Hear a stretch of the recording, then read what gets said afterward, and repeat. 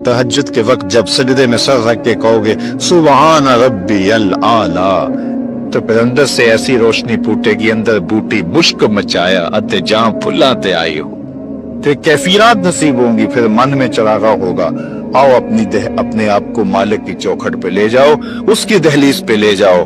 हमारे बुजुर्ग फरमाया करते थे सोने से कबल 5 उंगलियां भी गिन लिया करो, 5 नमाजें भी गिन लिया करो।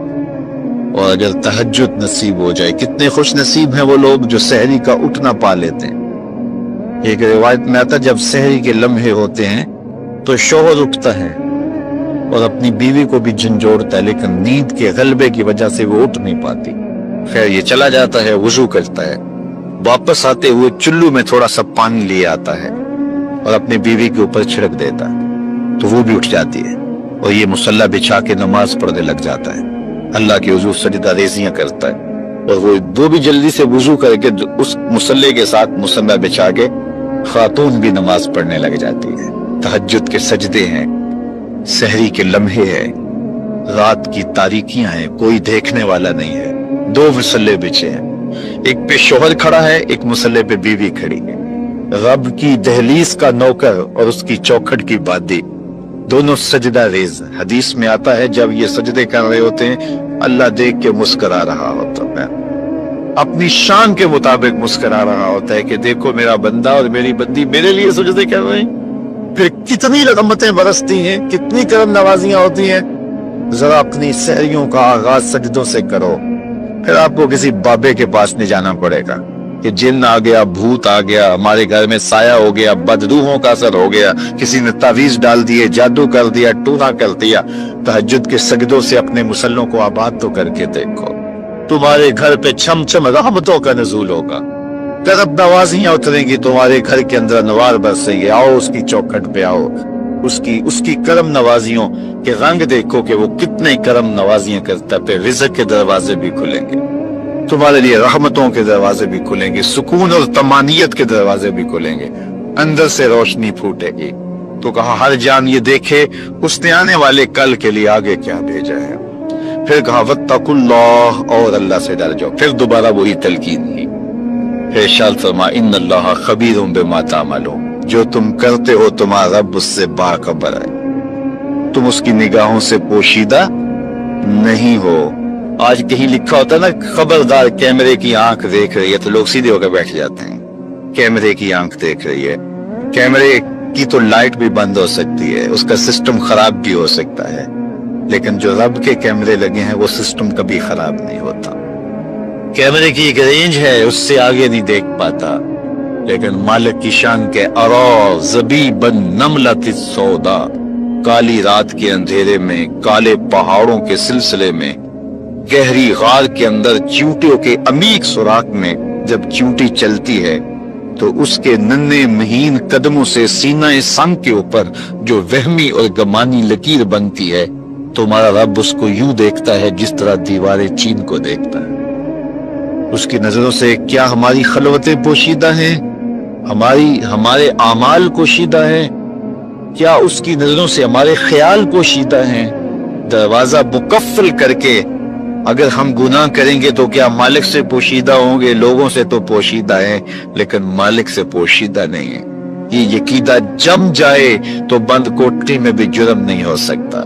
आप देखते नहीं हैं कि जब दरवाजे मुकफ्फल करके बुत के ऊपर भी मोटा खेस डाल के जुलेखा बोली है तलक यूसुफ अब तो आ जाओ, अब तो कोई नहीं देख रहा, तो जनाब यूसुफ ने कहा काला माअज़ल्लाह, मैं अल्लाह की पनाह में आता हूँ, तू अपने इस बेजान बुत और मुजस्मे से भी हया करती है और इसके ऊपर भी जो देख नहीं सकता पर्दा डाल लिया है, और मैं उससे हया न करूं जो 7वीं कोठरी में भी देखता है। फिर इतनी रोशनियां बरसती हैं, इतनी रोशनियां बरसती हैं कि गुनाह का तसव्वुर भी मुहाल होता है, और यूसुफ भागते हैं तो अल्लाह दरवाजे को शादा करता चला जाता है। तो आओ तो इस चौखट पे, तो वो तो बंद कमरों के माहौल देखता है, उससे तो कोई चीज पोशीदा नहीं है। ये यकीन उतर जाए, रूह में जम जाए, तो फिर जिंदगी संवर जाती है। और मैं आपको एक और बात अर्ज करना चाहता हूँ कि बतौर सुन्नी आप तो ये भी अकीदा रखते हैं कि रसूल करीम की निगाहों से कुछ पोशीदा नहीं है, तो क्या ये अकीदा 3 घंटे के मुनाजरे के लिए रखा हुआ है कि अमल पे भी इसका कोई असर है?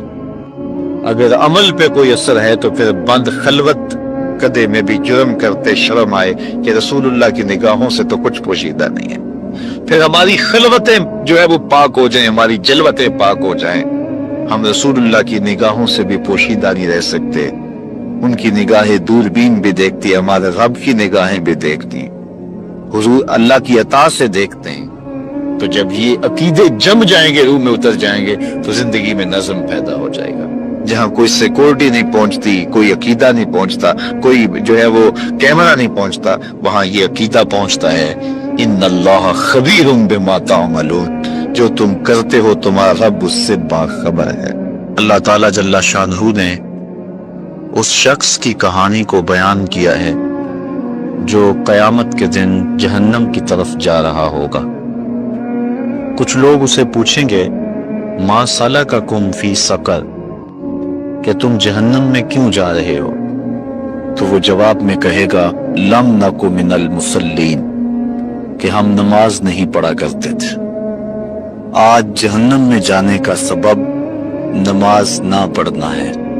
پوری دنیا کے اوپر اس وقت اسلام کو رسوا کیا جا رہا ہے، اور ہمارے اعمال اور ہماری کرتوتیں ہم کو جہاں پھینک چکی ہیں وہ بھی کسی سے مخفی نہیں ہے۔